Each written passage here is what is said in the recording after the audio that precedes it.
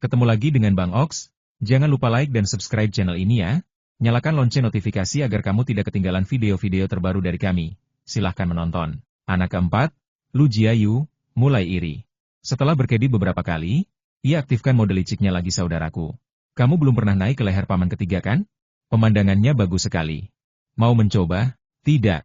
Lu Jiapei tidak tergoda sama sekali.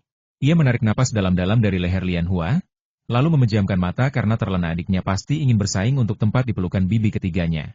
Betapa liciknya pemikiran saudaraku. Lu Jiayu memutar matanya, lalu menunjukkan sebuah tofe yang hampir meleleh di tangannya sambil menggoda saudaraku. Ada permen enak di sini. Kalau kamu turun dari pelukan bibi, tofe ini jadi milikmu. Tidak, mau. Lu Jiapei mencoba menolak, tapi matanya tidak bisa lepas dari permen itu. Aduh, aku ingin sekali makan permen. Permen nenek sangat enak. Tapi, apa yang harus kulakukan kalau tidak rela meninggalkan pelukan bibi ketigaku? PFFT. Yu Lianhua tak bisa menahan tawa melihat interaksi dua bocah kecil itu. Ia memandang Lu Jiayu sambil tersenyum dan berkata lembut pada Jujunyang. Anak kecil ini benar-benar pintar. Jujunyang mendengus, dia pasti meniru keluarga Lu. Kakakku memang orang yang jujur. Lu Jiayu tersipu saat bibi cantiknya tertawa melihat tingkah lakunya. Ia menyimpan kembali tofenya dan berkata malu-malu, aku simpan dulu untuk adikku. Ibu bilang kita tidak boleh makan banyak permen sekaligus, gigi akan hitam. Ada harapan di wajahnya agar dipuji-puji aku karena bijaksana. Puji aku karena peduli pada saudaraku. Oh, kalau begitu, permen dan kue yang dibawakan bibi hari ini tidak berguna. Yu Lianhua sengaja meminta Wutong membuka kotak berisi permen stroberi, memperlihatkan permen merah kecil yang indah. Saat tutup kotak dibuka, aroma manis tersebar, menarik perhatian anak-anak. Lu Jialong yang berusia 6 tahun memandang permen itu yang belum pernah ia lihat sebelumnya. Akhirnya tidak tahan lagi ibuku bilang, selama rajin menyikat gigi dan berkumur, kita masih boleh makan yang manis-manis. Benar, saudara keempat, betul, itulah yang kakak ketiga bilang. Setelah makan permen, gosok gigi dan berkumur, gigi tidak akan sakit atau hitam. Itu kata ibu. Lu Jiarui ingin menutupi wajahnya. Saudara keempat tampak begitu rakus. Ini pertama kalinya mereka bertemu bibi ketiga, tapi sudah mempermalukan diri. Sungguh memalukan. Meski begitu, aroma permen yang dibawa bibi ketiga memang sangat menggoda. Lu Jiapei yang berusia kurang dari 3 tahun tidak terlalu peduli. Ia memandang Lianhua dengan mata berbinar dan berkata manis bibi ketiga. Bisakah Peier mencicipi permen? Peier bisa mencicipinya untuk saudara-saudaranya. Yu Lianhua menahan tawa, mencubit pipi mungil itu dengan penuh kasih dasar setan kecil yang pintar. Saat ini, sekelompok anak kecil telah meninggalkan tubuh paman ketiga dan berkumpul di sekitar Lianhua. Jujunyang yang ditinggalkan berdiri di belakang Lianhua, takut ia akan didorong atau tersentuh monyet-monyet kecil itu. Dia harus melindungi Lianhua seperti melindungi boneka porselen.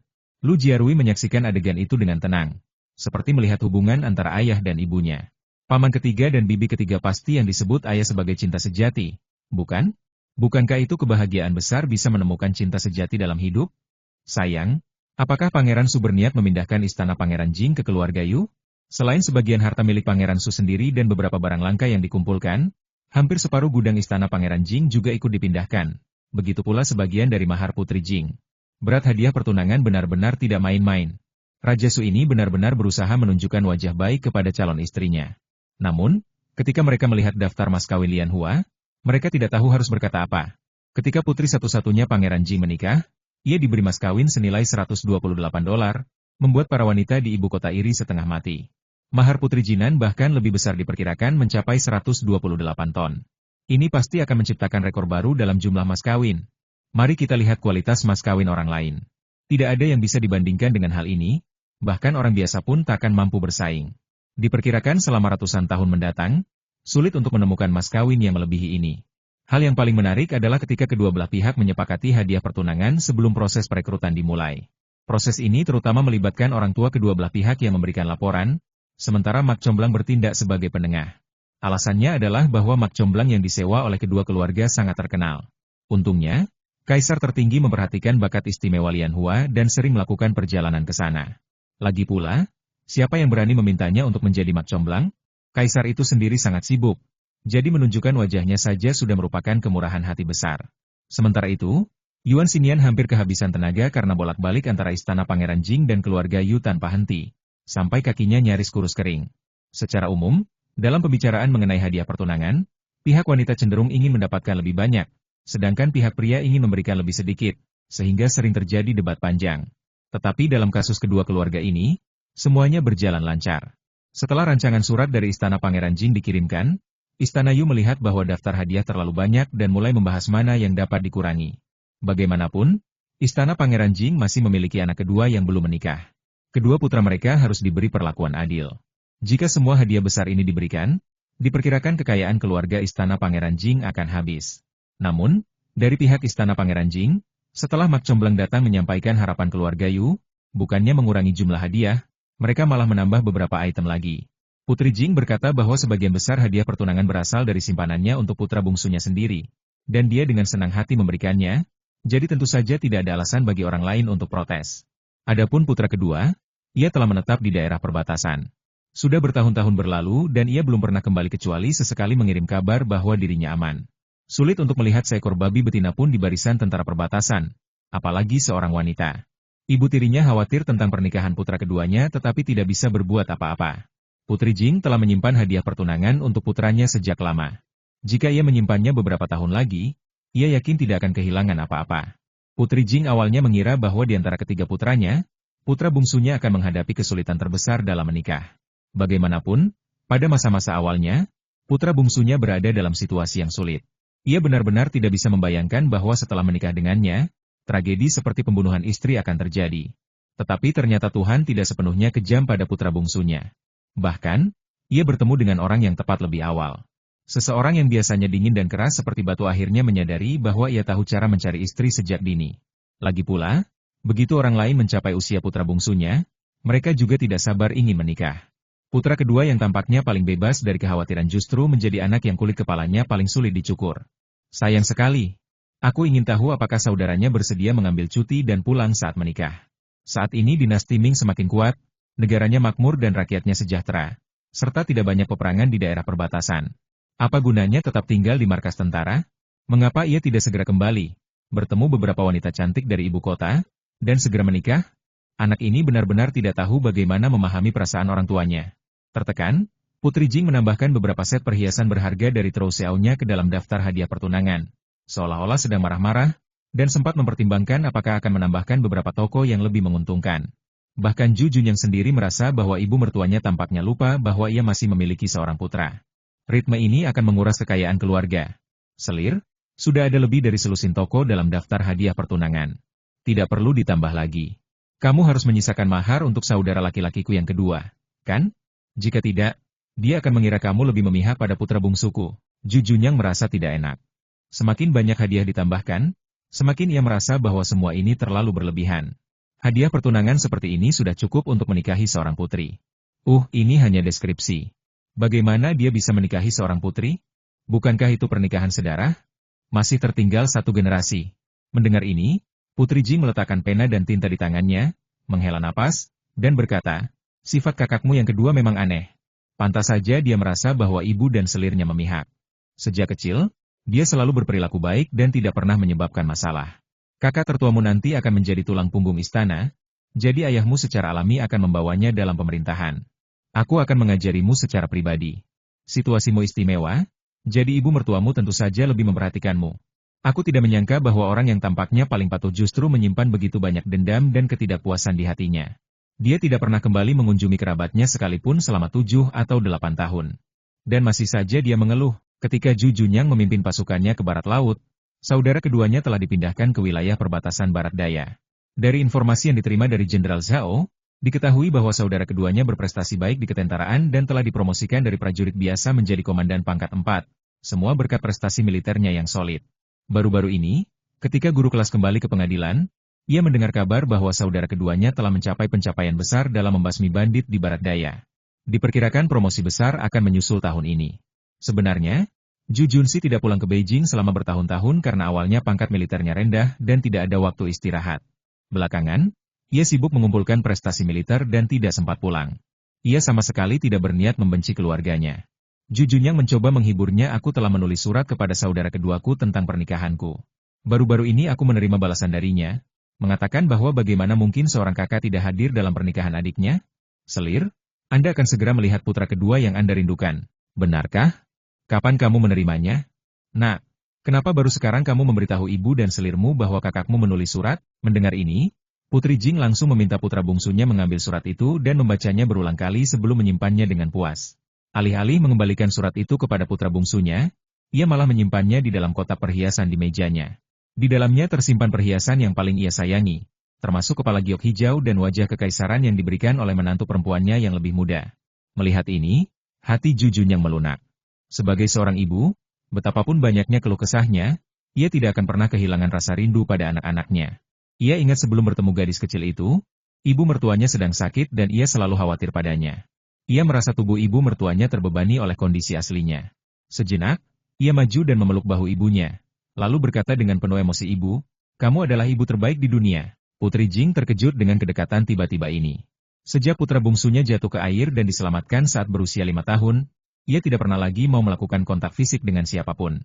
Sifatnya menjadi semakin aneh dan mudah tersinggung. Jika bukan karena kemunculan gadis Lian Hua, ia tidak bisa membayangkan akan menjadi apa putranya. Tak disangka, ia bisa kembali dipeluk oleh putra bungsunya.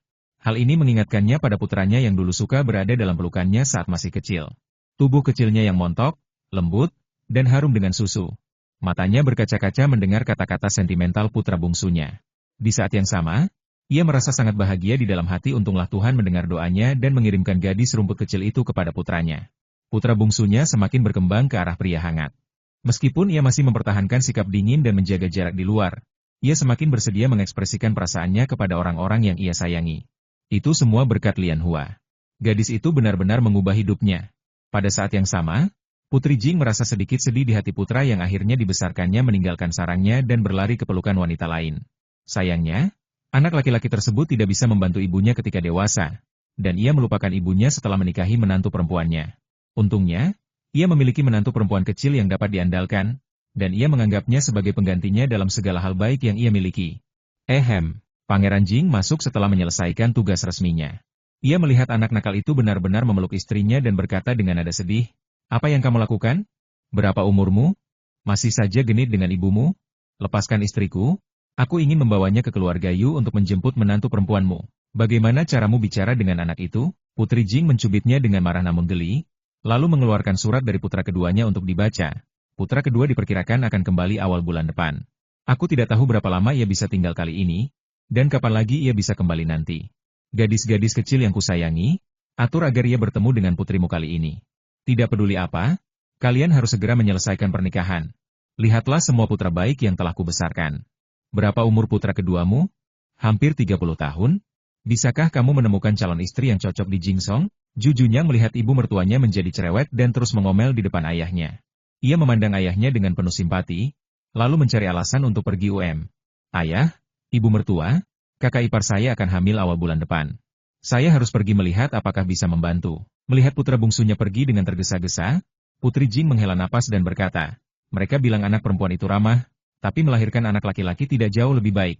"Tidak, istriku bahkan belum menikah, jadi ia mengabaikan ayah dan ibunya. Katakan padaku, bagaimana aku bisa membantunya sebagai jenderal militer? Bukankah kamu hanya ingin mencari kesempatan untuk bertemu dengan istri kecilmu? Masih ada sekitar 20 hari lagi, dan istriku akan menikah. Bagaimana mungkin aku tidak melakukannya? Ya. Ini semua salahku. Anakku mencintai istrinya dan menyayanginya. Dia hanya ingin mengikutiku." Ketika Pangeran Jing melihat putra bungsunya pergi keluar, para pelayan dan wanita pun dengan bijak menghindar. Ia meraih tangan halus istrinya, selembut tangan seorang gadis kecil, dan memainkannya. Putri Jing mendengar ini, wajahnya memerah, ia menatapnya dengan marah namun tersenyum. "Kamu benar-benar orang tua yang tidak tahu malu. Omong kosong apa yang kamu bicarakan? Hati-hati jangan sampai kedengaran." Pangeran Jing mengupas buah anggur, membuang bijinya, lalu memasukkannya ke dalam mulut Putri Jing, sambil berkata, "Hanya kita berdua di ruangan ini, siapa yang bisa mendengarnya? Lagi pula, apa yang kukatakan adalah kebenaran." Putri Jing merasa manis saat memakan buah anggur yang dimasukkan ke dalam mulutnya. Tetapi ketika memikirkan pernikahan putra keduanya, ia kembali mengerutkan kening. "Aku tidak peduli. Saat Junsi kembali, katakan padanya, kamu tidak boleh meninggalkan Beijing sampai pertunangannya selesai. Yang terbaik adalah menikah bersama." Putri Jing menghela napas panjang, wajahnya penuh kegembiraan. "Pada awalnya, aku seharusnya tidak menikahkan putriku begitu jauh. Perjalanan pulang memakan waktu lebih dari 20 hari. Betapa melelahkannya. Anak cucu pasti mendapat berkah masing-masing.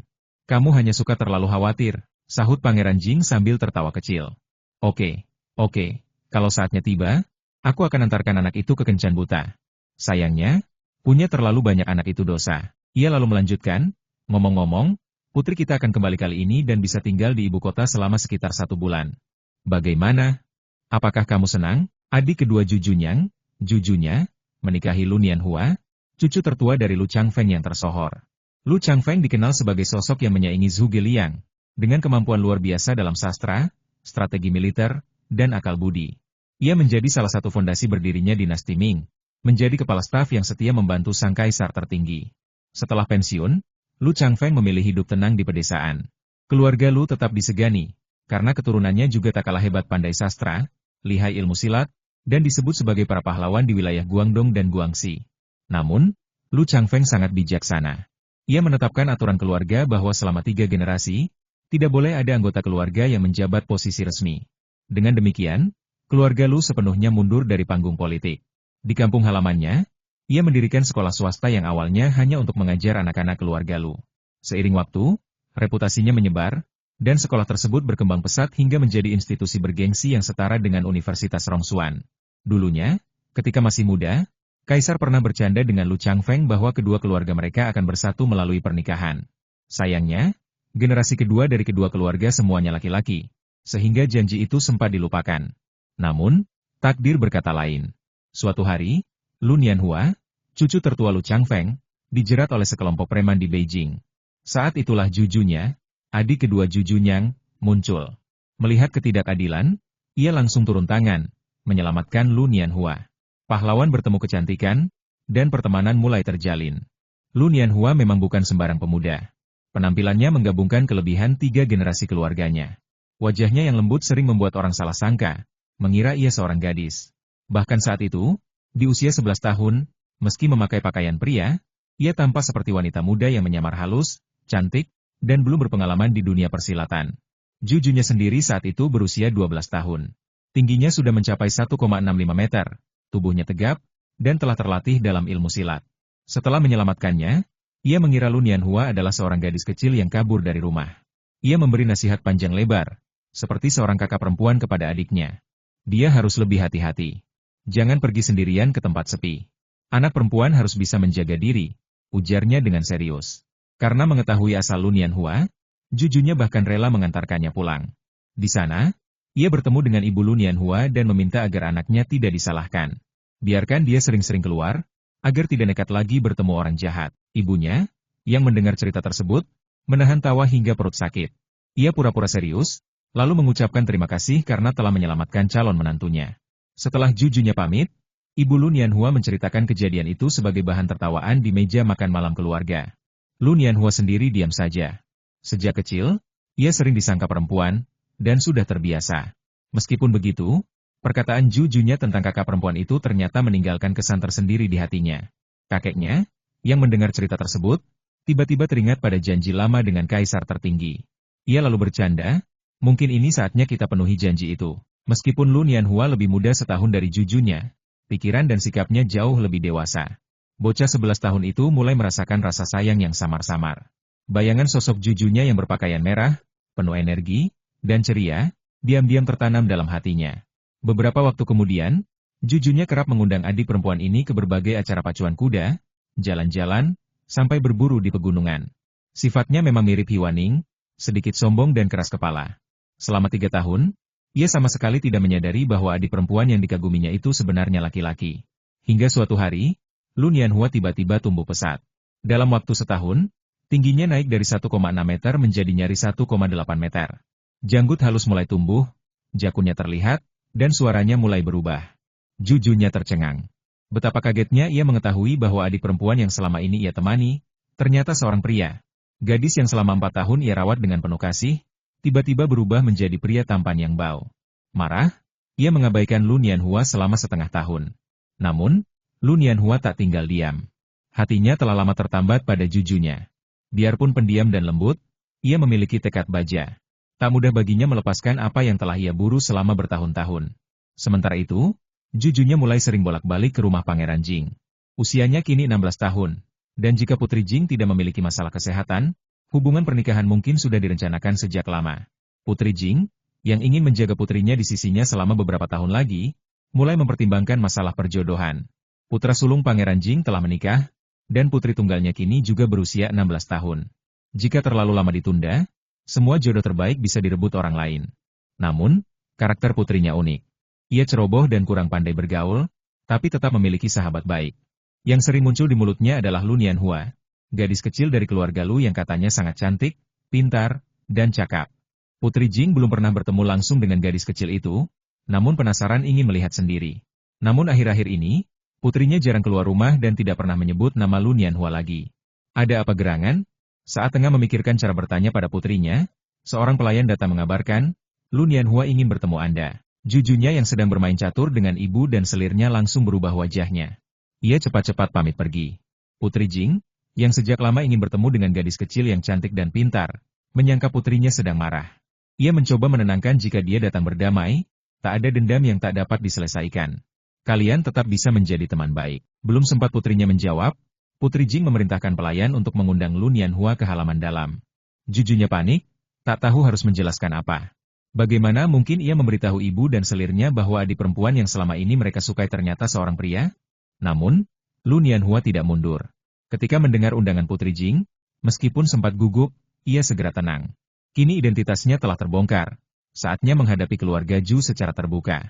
Ia tak akan membiarkan gadis yang dicintainya dibawa pergi oleh siapapun. Saat Lu Nianhua muncul dengan tinggi 1,8 meter dan suara yang mulai berubah, Putri Jing terdiam. Ia menatap putrinya dengan tatapan tak percaya. Betapa bodohnya putrinya yang selama ini mengira seorang pemuda besar sebagai adik perempuan yang perlu dilindungi. Kamu tidak bisa menyalahkanku. Siapa yang memberitahumu dia laki-laki? Dia terlihat sangat membingungkan. Pria dengan wajah membuat semua wanita iri, tentu saja bisa disalahartikan. Protes jujunya. Lu Nianhua tampak sedih. Ia juga tidak ingin wajahnya seperti ini. Jika bisa memilih, ia lebih memilih jelek daripada membuat orang salah paham. Melihat ekspresi putus asa di wajah Lu Nianhua yang dulu ia kira seorang gadis, jujunya perlahan luluh.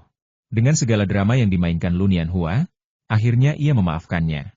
Putri Jing, meskipun dilindungi oleh ayahnya, bisa melihat niat tulus Lu Nianhua terhadap putrinya.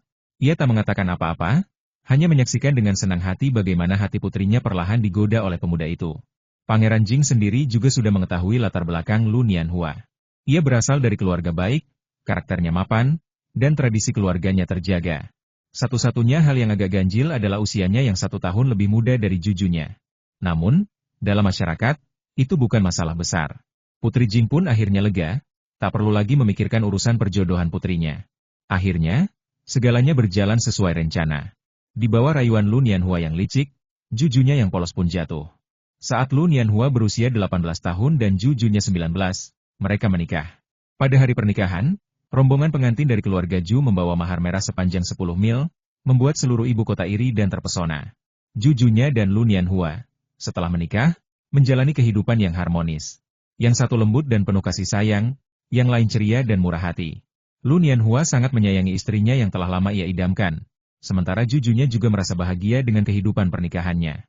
Kedua keluarga tinggal cukup dekat, sehingga jujunya sering kembali ke rumah Pangeran Jing untuk berkumpul bersama ibu dan selirnya, membantu mengurus rumah tangga serta memberikan semangat bagi orang tua mereka. Sayangnya, kebahagiaan itu tidak berlangsung lama. Tahun berikutnya, Lu Changfeng memutuskan untuk kembali ke kampung halaman keluarganya di Guangdong dan Guangxi, dan jujunya pun ikut mendampingi suaminya. Meskipun masih saling mengingat, dalam 10 tahun terakhir mereka hanya 2 kali pulang ke ibu kota. Rasa rindu dan penyesalan muncul di hati Putri Jing. Ia menyesal telah menikahkan putrinya jauh dari rumah, membuat hubungan ibu dan anak terpisah begitu jauh. Andai tahu begini, seharusnya ia memilih menantu dari keluarga yang tinggal di Beijing saja. Anak perempuan menikah jauh, putra kedua ditempatkan di daerah perbatasan, dan putra ketiga pun akan pindah setelah menikah. Istana Pangeran Jing yang dulunya ramai menjadi sunyi dan dingin. Hal ini juga terjadi pada keluarga putra sulung mereka setelah bertahun-tahun menikah. Selir kekaisaran belum dikaruniai keturunan baru sejak melahirkan cucu tertua. Putri Jing mulai memikirkan apakah ia harus berkonsultasi dengan menantu sulungnya dan meminta agar Lianhua segera melahirkan lebih banyak cucu untuk mengembalikan kehangatan dalam keluarga besar mereka. Oke, jangan khawatir lagi. Anak cucu pasti mendapat berkah masing-masing. Bukankah aku masih ada di sini? Lagi pula, bos sudah bisa mengatur segalanya sendiri. Aku akan berhenti dari jabatanku dan menjadi pangeran santai, menemanimu bepergian kemanapun kamu ingin pergi, kata Pangeran Jing kepada putrinya, meski sang putri tampak tidak senang. Memahami kesedihan itu, Ia buru-buru menambahkan penjelasan. Hati Putri Jing dipenuhi rasa haru. Namun ia tetap berkata, jangan cuma bicara baik-baik saja. Jangan selalu pikirkan tugasmu dan lupa janji-janjimu. Setelah kamu pensiun nanti, kita akan beli rumah dekat dengan rumah putri kita. Di musim dingin kita tinggal di Guangzhou yang hangat, dan di musim panas kita kembali ke ibu kota. Bergantian antara kedua tempat. Oke, terserah kamu saja. Kamu yang mengatur segalanya dalam keluarga kami. Jawab Pangeran Jing, rela setuju asalkan istrinya tidak lagi bersedih. Pada awal bulan ketiga, Jujunya, putri tunggal yang selama ini dirindukan Putri Jing, akhirnya tiba di ibu kota bersama suami dan anak-anaknya. Jujunyang, atas permintaan ibu dan selirnya, datang menjemput saudara perempuannya di luar gerbang kota. Ketika ia melihat kepala Jujunya menjulur dari kereta sambil melambaikan tangan riang ke arahnya. Dengan pipi kemerahan, senyum ceria, dan cahaya kesederhanaan di matanya, ia yakin bahwa hidup saudaranya itu cukup bahagia selama ini. Setelah berbasa-basi dengan saudara iparnya, Jujunyang langsung dikelilingi oleh sekelompok anak kecil yang lincah. Saat Jujunya meninggalkan ibu kota, ia sedang hamil Liu Jia, sehingga putra sulungnya kini hampir berusia 10 tahun. Selain Lu Jiarui, sang sulung, ada 4 anak lainnya, semuanya laki-laki. Yang termuda, Lu Jiapei, baru berusia kurang dari 3 tahun, dan tanpa takut sedikit pun, ia langsung memanjat celana Jujunyang. Sudut mulut Jujunyang bergetar beberapa kali. Di ibu kota, ia dikenal sebagai pangeran dingin yang bisa membuat anak menangis hanya dengan tatapan. Bukan hanya anak-anak, bahkan orang dewasa pun bisa pucat melihat wajah dinginnya. Namun, bagaimana mungkin ia harus menghadapi keponakan-keponakannya sendiri? Saudara perempuannya yang seenaknya malah membiarkan putra-putranya menyerang pamannya dengan riang. Dalam hati, Jujunyang sadar bahwa keponakan-keponakannya itu benar-benar liar dan menyeret saudara perempuannya ke dalam kegilaan mereka. Menyerah pada nasib, ia membungkuk dan menggendong 2 dari anak kecil itu yang dengan riang menyebutnya paman ketiga. Lu Jiapei yang berusia 2 tahun takut jatuh, jadi ia menarik rambut Jujunyang sambil berteriak girang tinggi sekali. Paman ketiga, angkat tinggi-tinggi. Peier mau tinggi-tinggi. Teriakan keras itu nyaris membuat telinga Jujunyang pecah. Hahaha. Ini sungguh lucu. Tak menyangka pangeran berwajah dingin bisa kewalahan seperti ini. Suamiku, cepat tuliskan adegan ini dan gambarkan untuk ibu dan selir. Pasti mereka belum pernah melihat sisi seperti ini dari putra bungsunya. Jujunya turun dari kereta tanpa berniat menyelamatkan saudara ketiganya. Ia berdiri di samping Jujunyang sambil menonton pertunjukan dengan wajah geli. Kakak tertua, Lu Jiarui, adalah yang paling bijak. Melihat tingkah laku orang tuanya, ia menghela napas, lalu memilih adiknya yang paling berisik dan menggendongnya. Lu Jiapei yang masih agak takut pada kakak sulung yang serius itu hanya bisa mencibir, tapi tidak berani protes. Lu Jiayu, anak keempat, juga memahami tatapan tajam dari kakak sulungnya, jadi dengan patuh melepaskan tubuh pamannya. Ia mengulurkan tangan gemuknya dan berkata dengan suara manis paman ketiga, mana hadiah pertemuannya? Harus ada hadiah pertemuan dari paman ketiga. Peier juga mau. Lu Jiapei yang hanya diam selama 3 detik langsung ikutan meminta hadiah. Dari mana Jujunyang dapat pengalaman menghadapi situasi seperti ini? Ia melepas semua aksesori di tubuhnya, tapi tetap saja tidak cukup untuk 5 keponakan nakalnya. Lu Jiayu lalu menunjuk dompet jelek di pinggangnya dan tersenyum licik paman ketiga. Sulaman babi merah muda di dompet ini sangat lucu. Yuer suka sekali, matanya yang besar berkilat-kilat, penuh harap, seolah berkata berikan padaku sekarang juga. Jujunyang bersedia memberikan apa saja. Bahkan liontin giok berkualitas tinggi tanpa ragu. Namun, dompet di pinggangnya adalah hasil sulaman istri tercintanya yang memang bukan ahli menjahit. Meskipun babi kecil di dompet itu mirip dengan karakter kartun Peppa Pig yang dibuat oleh gadis kecil itu, Jujunyang merasa tidak suka dari lubuk hatinya. Namun, ia tahu jika ia memberikan dompet itu kepada orang lain, ia tidak akan pernah menerima sulaman dari istri pendendamnya itu seumur hidup. Hadiah akan diberikan saat kalian sampai di rumah. Dompet ini adalah pemberian bibi ketigamu, dan tidak bisa kuberikan ke siapapun, ujar Jujunyang tegas, tanpa ruang untuk negosiasi. Lu Jiayu yang cerdik sudah lama tahu dari orang tuanya bahwa benda yang diberikan menantu kepada ayahnya tidak boleh diganggu. Apapun yang diberikan ibu kepada ayah, terutama sulaman yang jelek sekalipun, tidak peduli betapa manja dan rewelnya saudara-saudaranya, ayah mereka tidak akan pernah melepaskannya.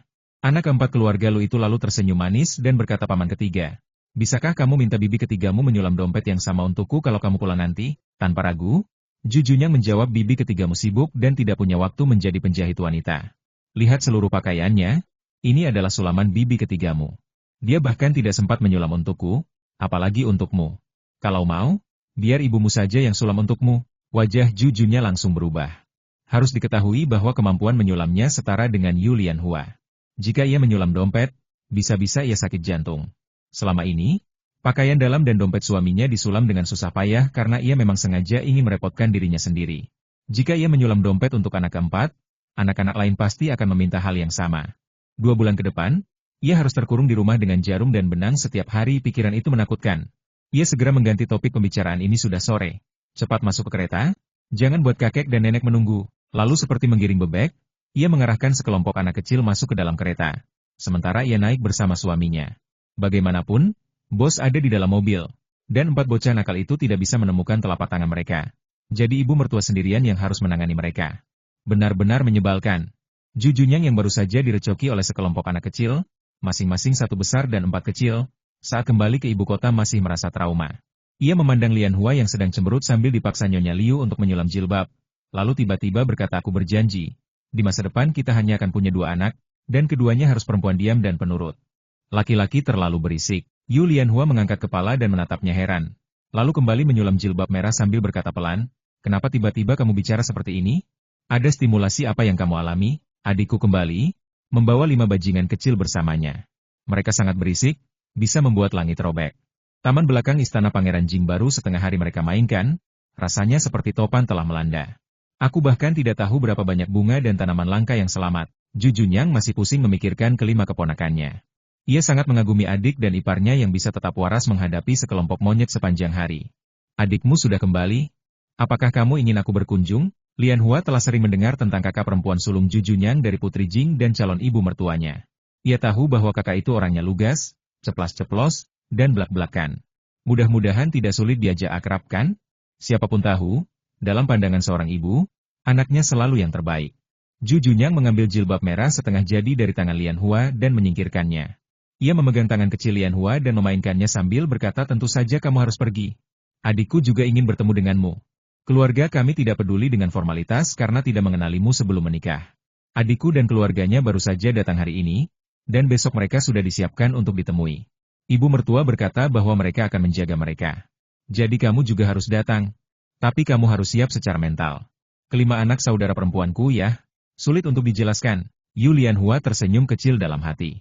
Pangeran dingin yang terkenal di ibu kota itu ternyata bisa jatuh ke tangan kelima keponakannya. Selain itu, karena usianya masih muda, anak-anak itu tidak bisa dibentak atau dimusuhi, jadi memang cukup merepotkan. Namun, ia yakin ia punya pengalaman dalam menangani anak-anak. Melihat Xiao Shitou dan Xiao Linlin yang begitu dekat dengannya saja sudah cukup membuktikan itu. Keesokan paginya, ia bangun pagi dan membuat marshmallow stroberi, persik, anggur, dan jeruk, serta lollipop unik dengan berbagai rasa. Untuk camilan, ia juga membuat egg tart dan puff favorit anak-anak, serta beberapa kue khas barat yang dikemas dalam kotak cantik. Mengingat rasa malu Jujunyang ketika diminta hadiah ucapan selamat oleh keponakannya, ia mengeluarkan hewan kartun yang diukir dari sisa gelang giok dan bersiap memberikannya sebagai hadiah ucapan selamat. Setelah bersiap, ia berganti pakaian dengan gaun bendera yang sederhana namun elegan, serta mengenakan jepit rambut dan anting berlian merah muda pemberian Jujunyang rendah hati, tidak berlebihan, penuh keanggunan dan keceriaan. Jujunyang datang sendiri ke kediaman Yu untuk menjemput Lian Hua. Melihat para pelayan membawa kotak berisi permen dan makanan ringan, dia berkata dengan nada sedikit menegur, kamu bangun pagi-pagi hanya untuk melakukan ini? Jangan terlalu memanjakan anak-anak nakal itu. Jangan lakukan lagi, tidak apa-apa, semua ini bisa diurus oleh para pelayan. Tidak ada yang sulit. Berikan senyuman manis pada anak-anak. Yu Lian Hua tersenyum sambil mengulurkan tangannya, lalu naik ke dalam kereta. Jujunyang memandang kepalanya yang dihiasi mutiara merah muda yang berkilauan dan bening, membuat wajahnya yang cantik semakin bersinar. Matanya tak mampu melepaskan pandangan dari tubuh ramping itu. Gadis kecil ini benar-benar cocok dengan perhiasan seperti ini. Mulai sekarang, setiap kali pavilion Zhenbao mendatangkan permata dan berlian, semua harus dikumpulkan dulu agar gadis kecil ini bisa memilih duluan. Wajah Yu Lian Hua memerah karena tatapan tajam Jujunyang dari belakang. Pria ini benar-benar tidak bisa menyembunyikan perasaannya lagi. Dalam waktu lebih dari setengah bulan, ia akan menjadi istrinya dan sepenuhnya masuk ke dunia keluarga Ju. Awalnya, ia merasa gelisah dan gugup. Tetapi sikap Jujunyang yang selalu hangat dan penuh gairah membuat rasa malu dan jengkelnya berubah menjadi rasa manis. Hatinya pun secara perlahan menjadi tenang dan percaya bahwa dialah pria yang dicintainya sepanjang hidup ini. Tidak lama kemudian, mereka sampai di Xicheng, tepatnya di kediaman Pangeran Jing. Begitu memasuki pintu samping istana Pangeran Jing, tampaklah segerombolan anak kecil berpakaian indah bermacam ukuran berlarian ke arah mereka. Di hati Lian Hua, ia tahu bahwa anak-anak inilah yang telah mengubah pikiran Jujunyang. Ia berdiri tersenyum melihat si kecil yang lincah berlari ke arah mereka sambil tertawa riang. Yang termuda, dengan pipi kemerahan dan riasan pink, berlari paling lambat, tetapi berusaha keras mengejar saudara-saudaranya. Walaupun usianya belum genap 3 tahun, ia sudah cukup mahir berjalan. Kecemasannya hampir membuatnya menangis saat tidak mampu mengimbangi langkah kakak-kakaknya. Di belakangnya, seorang anak lelaki berusia 8 atau 9 tahun berjalan pelan, namun matanya tak pernah lepas dari adik-adiknya, terutama si bungsu yang masih santai melangkah. Paman ketiga. Paman ketiga. Saat Ju Junyang melihat bintang kecil pemberontak ini, ekspresi wajahnya langsung berubah, bahkan otaknya mulai sakit. Ia buru-buru maju melindungi Yu Lianhua yang berada di belakangnya. Takut anak-anak itu akan menabraknya. Ia mengangkat Lu Jiayu yang berusia 4,5 tahun, lalu menaruhnya di leher. Satu tangan menggendong anak lain. Sementara ia bertanya dengan suara kaku, kenapa kalian semua keluar ke halaman depan? Kenapa tidak tinggal di sisi ibumu? Kamu tidak menjaga PR. Bagaimana jika dia jatuh? Anak kedua, Lu Jiaqi, memegang lengan kuat pamannya. Usianya 8 tahun dan sudah lama tak merasakan pelukan hangat seperti ini. Paman ini sangat kuat, jauh lebih besar daripada ayahku yang kurus. Anak ketiga, Lu Jialong, tertawa terbahak-bahak. Sifatnya mirip ibunya, ceria sepanjang hari, membuat hati Lu Nianhua terasa hancur. Sementara Lu Jiapei, sang bungsu, hampir menangis karena tidak bisa ikut naik ke leher pamannya. Ia menarik-narik celana Ju Junyang sambil terus memohon paman ketiga. Rekan juga mau dipeluk. Rekan ingin diangkat tinggi-tinggi, hampir saja celana Ju Junyang ditarik sampai lutut. Melihat Ju Junyang yang seperti pohon Natal dengan anak-anak bergantungan di mana-mana, Yu Lianhua langsung membuka raja Subarunya. Digoda habis-habisan oleh sekelompok anak kecil. Meskipun wajahnya tampak kesal, sinar kelembutan jelas terlihat di matanya. Pria ini pasti akan menjadi ayah yang baik dan penuh kasih sayang nanti. Lianhua melihat anak-anak itu, dan Lu Jiarui secara alami memperhatikan wanita cantik di belakang pamannya. Kulitnya putih seperti salju, matanya besar dan jernih, seolah mampu menembus jiwa orang. Tubuhnya begitu kecil, sangat kontras dengan pamannya yang tinggi besar. Ayahku bilang, mata tidak pernah berbohong. Mata calon bibi ketiga sebersih air dan sejernih giok, penuh kelembutan. Pasti dia adalah wanita yang lembut dan penyayang.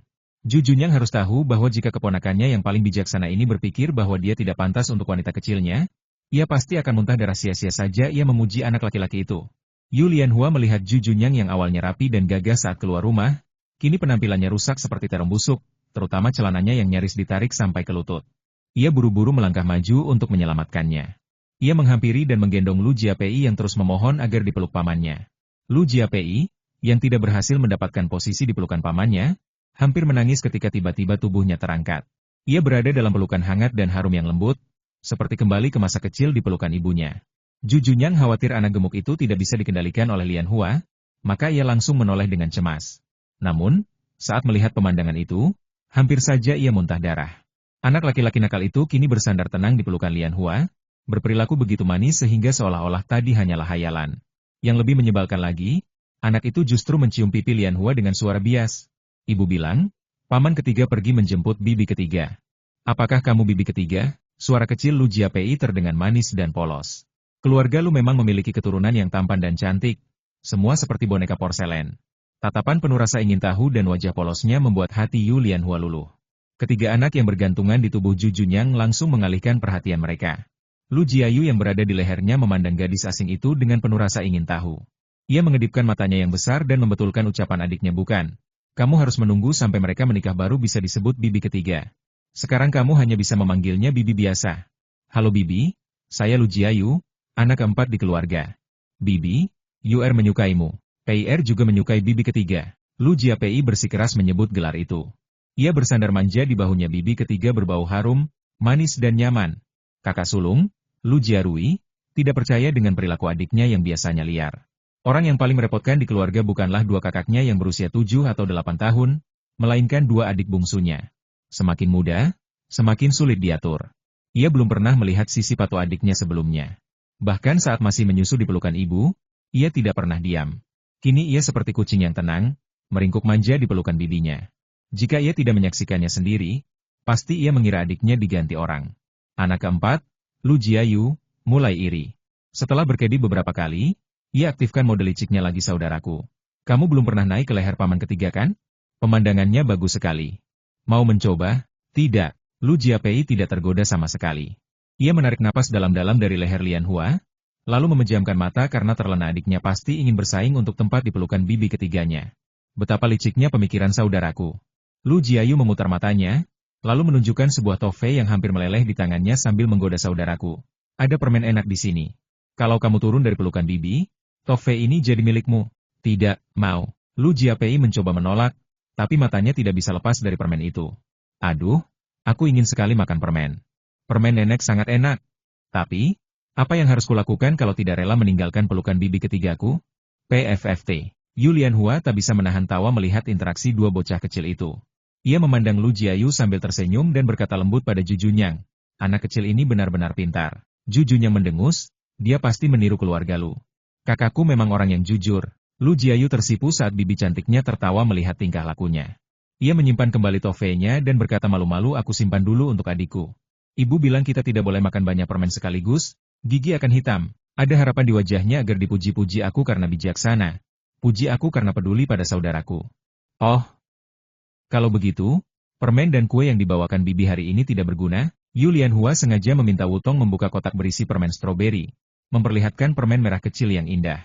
Saat tutup kotak dibuka, aroma manis tersebar, menarik perhatian anak-anak. Lu Jialong yang berusia 6 tahun memandang permen itu yang belum pernah ia lihat sebelumnya. Akhirnya tidak tahan lagi ibuku bilang, selama rajin menyikat gigi dan berkumur, kita masih boleh makan yang manis-manis. Benar, saudara keempat, betul, itulah yang kakak ketiga bilang. Setelah makan permen, gosok gigi dan berkumur, gigi tidak akan sakit atau hitam. Itu kata ibu. Lu Jiarui ingin menutupi wajahnya. Saudara keempat tampak begitu rakus. Ini pertama kalinya mereka bertemu bibi ketiga, tapi sudah mempermalukan diri. Sungguh memalukan. Meski begitu, aroma permen yang dibawa bibi ketiga memang sangat menggoda. Lu Jiapei yang berusia kurang dari 3 tahun tidak terlalu peduli. Ia memandang Lian Hua dengan mata berbinar dan berkata manis bibi ketiga. Bisakah Peier mencicipi permen? Peier bisa mencicipinya untuk saudara-saudaranya. Yu Lian Hua menahan tawa, mencubit pipi mungil itu dengan penuh kasih dasar setan kecil yang pintar. Saat ini, sekelompok anak kecil telah meninggalkan tubuh paman ketiga dan berkumpul di sekitar Lian Hua. Jujunyang yang ditinggalkan berdiri di belakang Lian Hua, takut ia akan didorong atau tersentuh monyet-monyet kecil itu. Dia harus melindungi Lian Hua seperti melindungi boneka porselen. Lu Jiarui menyaksikan adegan itu dengan tenang, seperti melihat hubungan antara ayah dan ibunya. Paman ketiga dan bibi ketiga pasti yang disebut ayah sebagai cinta sejati, bukan? Bukankah itu kebahagiaan besar bisa menemukan cinta sejati dalam hidup? Di luar Yumenshah, rombongan pengantin tiba dengan dentuman gong dan genderang yang riuh. Di tengah kerumunan, tampak mempelai pria berwajah cerah menunggang kuda tinggi. Berpakaian merah menyala dengan bunga besar tersemat di dadanya tidak lain adalah Suang Jujunyang. Sebelum naik ke kursi sedan, Yu Lian Hua diantar oleh Wutong dan Lokuat saat mengucapkan perpisahan kepada orang tuanya. Dari balik hijab kabur, ia masih bisa melihat jelas senyum ibunya yang dipenuhi air mata dan tatapan enggan dari ayahnya. Terbayang dalam benaknya bagaimana selama ini, bahkan di masa-masa sulit sekalipun, orang tua tetap memberinya kasih sayang hangat serta berusaha menjadi pelindung terbaik. Ia menoleh pada kakak laki-laki, adik laki-laki, dan saudara kembarnya yang begitu mirip dengannya. Mereka semua memandangnya dengan rasa tidak rela. Dahulu ketika pertama kali pindah ke rumah ini, kamar mereka hampir kosong. Saudara-saudarinya yang juga masih muda berusaha memberikan yang terbaik untuk dirinya. Xiao Lian, yang hanya beberapa menit lebih tua darinya, bahkan seperti kakak perempuan yang selalu melindungi dan merawatnya. Kehidupan ini telah melengkapi kekurangan hidupnya di masa lalu. Kasih sayang keluarga yang utuh adalah anugerah terbesar, dan ikatan itu telah menjadi kenangan mendalam. Nyonya Liu berusaha keras menjaga senyuman di wajahnya, namun cairan lembut di sudut matanya tak dapat menyembunyikan rasa enggan yang mendalam. Putri kecil yang dulu tubuhnya tidak lebih besar dari telapak tangannya, lemah seperti kucing, rapuh bagai toples obat yang harus dirawat dengan susah payah, akhirnya tumbuh dewasa dan siap meninggalkan rumah untuk menikah. Ia pun berdoa dalam hati, apakah suami barunya akan memberinya ruang hidup yang damai dan bahagia, seperti yang selama ini keluarganya berikan. Caoer, setelah sampai di rumah Pangeran Su, sebagai menantu dan istri, kamu tidak boleh lagi bertindak seenaknya. Suami dan istri harus saling peduli dan membicarakan segala sesuatu dengan baik-baik.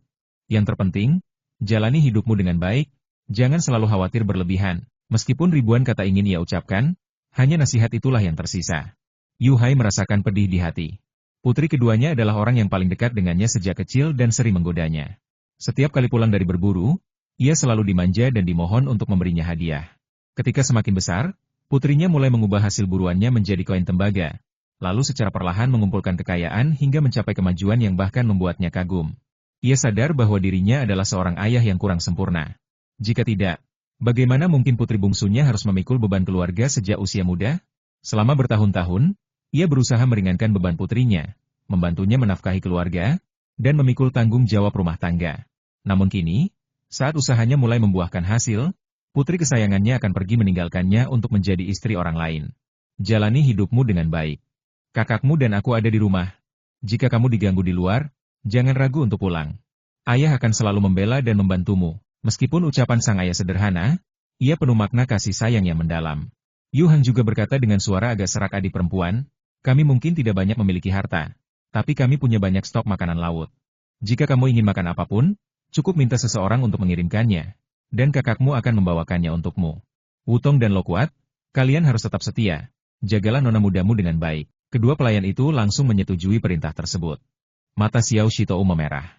Jika saja tidak banyak orang menyaksikan, ia pasti sudah memegang tangan saudara perempuan kedua dan memohon agar ia tidak menikah. Namun, calon ipar laki-lakinya memperhatikan dengan waspada dari samping. Ia hanya bisa menatap tajam Raja Su yang menjadi menantu laki-laki, lalu berkata dengan enggan, adik kedua, tunggu saja. Beberapa tahun lagi, kakakmu pasti akan membuatmu bangga dengan pencapaianku. Saat itu, kakakmu akan menjadi sandaranmu, agar tidak ada yang berani menindasmu. Ju Junyang, yang diam-diam mendengarkan percakapan penyerahan putri keluarga Yu, berkata dalam hati, apakah kamu begitu gelisah? Aku juga punya jalan keluar, istrimu selalu diperbolehkan pulang jika merasa tertekan. Bersenandung. Tapi hari ini, aku tidak akan memberimu kesempatan itu. Aku telah menghabiskan kesabaran 7 atau 8 tahun untuk melindungi menantu kecilku, dan akhirnya berhasil membawanya pulang. Tentu saja, aku harus mencintainya, memanjakannya, dan tidak membiarkannya menderita sedikit pun. Kakak ipar, rencanamu ditakdirkan gagal. Ju Junyang melirik pengantin wanita di sebelahnya, lalu berkata sambil tersenyum sudah larut. Saatnya naik ke kursi sedan, agar tidak melewatkan waktu yang menyenangkan. Adik perempuan, biarkan aku menggendongmu ke kursi sedan. Yu Hang berlutut di hadapan Lian Hua, menunggu adik perempuannya maju. Yu Lian Hua berbaring di punggung kakak tertuanya, merasakan rasa sedih dan enggan. Ketika pertama kali datang ke rumah ini, kakak laki-laki tertuanya hanyalah anak kurus berusia sekitar 10 tahun. Untuk mengurangi beban keluarga, ia dikirim magang di toko kayu dan nyaris disiksa hingga mati oleh bos kejam. Anak laki-laki yang dulu lemah dan bijaksana kini telah tumbuh menjadi pria tinggi dan kuat, serta menjadi calon kepala keluarga Yu. Ia yakin, dengan usaha yang dilakukan sendiri, kakak tertuanya akan mampu membawa keluarga Yu menjadi salah satu keluarga terbaik di dinasti Ming. Hati Yu Hang juga tidak tenang. Ketika masih kecil, ia sering menggendong adik perempuannya yang lemah untuk melihat pemandangan luar. Tubuh gadis kecil itu sangat kurus sehingga nyaris tak terasa bebannya, dan ia selalu berbaring dengan patuh di punggungnya, membuatnya merasa kasihan dan sedih. Setelah bertahun-tahun, ia kembali menggendong adik perempuannya, membuat perasaannya semakin kompleks. Mulai hari ini, adik perempuannya akan menjadi istri orang lain. Ia berharap, adik perempuannya yang penuh kasih dan penuh perhatian, tidak akan lagi merasakan penderitaan, hanya kebahagiaan dan kegembiraan. Ju Junyang yang berjalan di samping kakak ipar tidak bisa menahan dorongan untuk merebut istrinya dan membawanya ke kursi sedan. Meskipun pria itu adalah pamannya, ia tidak ingin gadis kecil itu bersentuhan dengan pria lain. Mendengus. Segera, gadis kecil itu akan sepenuhnya menjadi miliknya. Jika ia bisa menahan diri untuk terakhir kalinya. Nyonya Liu menyaksikan putra sulungnya menggendong putri bungsunya keluar, dan air matanya mengalir tanpa henti. Liu Huifang yang berada di sampingnya juga meneteskan air mata. Yu Hai dan Xiao Shitou, ayah dan anak, diam-diam melihat bayangan Lian Hua sampai tirai kursi sedan menghalangi pandangan mereka. Petasan meledak, gong dan genderang dibunyikan riuh. Prosesi pernikahan berangsur-angsur menjauh, meninggalkan jejak melankolis dan kesepian di udara.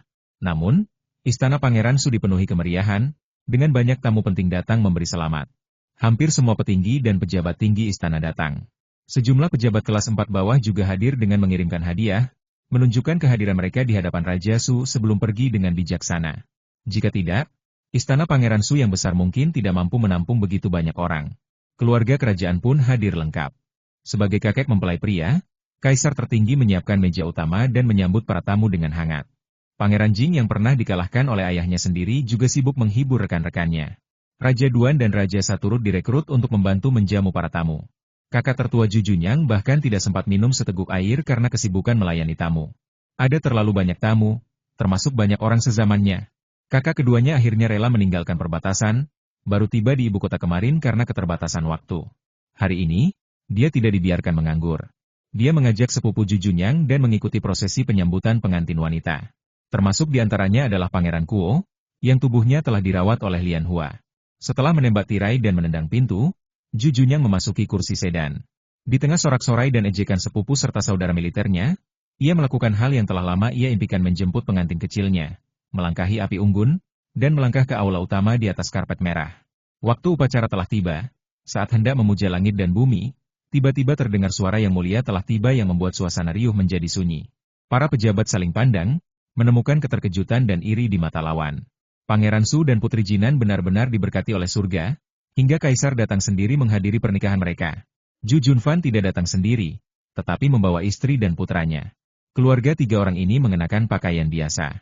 Ratu ditemani pembantunya menuju halaman dalam, sedangkan Kaisar tetap berada di aula utama. Dua kursi utama dibagi antara Kaisar tertinggi dan Kaisar. Pangeran Jing dan Putri Jing, dua tokoh penting, masing-masing menambahkan posisi di samping kursi utama dengan sedikit air mata. Pangeran Jing yang seharusnya duduk di kursi utama merasa tidak enak. Ia melirik ayah dan keponakan tertua Kaisar dengan tatapan rumit, merasa sedikit tidak puas. Lanjutkan, lanjutkan. Jangan lewatkan kesempatan ini karena aku, kata Ju Junfan sambil memperhatikan ekspresi rumit di mata pamannya, hatinya terasa sedikit senang. Lakukan pembungkukan kepada langit dan bumi. Rajasa mengambil alih peran pembawa acara, meneriakkan setiap langkah upacara dengan suara panjang. Pembawa acara asli hanya bisa pasrah. Bagaimana mungkin seorang pejabat kelas 4 bisa menandingi para kerabat Kaisar? Yu Lianhua yang berhijab merah terasa seperti boneka kecil, mengikuti arahan orang lain tanpa bisa membantah. Untungnya, ia bukan tampil sendiri. Tangan besar yang tidak pernah lepas sejak menggendongnya ke aula dan menurunkannya dengan lembut membuat hati yang tadinya cemas menjadi tenang. Senang rasanya memiliki dia. Saat riakan dikirim ke kamar pengantin keluar dari mulut Rajasa, Lianhua menghela napas lega. Akhirnya, ia bisa beristirahat sejenak. Segera, ia dibawa ke rumah barunya di halaman dalam. Ju Junyang awalnya menggendongnya dengan kain sutra merah. Tetapi kini sutra merah itu hanya menjadi hiasan, karena tangan lelaki itu langsung memegang tangan kecil menantu perempuannya. Sorotan dan ejekan dari teman dan bawahannya terdengar di belakang mereka. Hari ini adalah hari bahagianya, dan banyak bawahan yang biasanya takut padanya berani membuat kegaduhan bersama. Namun, rombongan belum bubar. Mereka semua masuk ke dalam rumah baru. Upacara pernikahan masih berlangsung.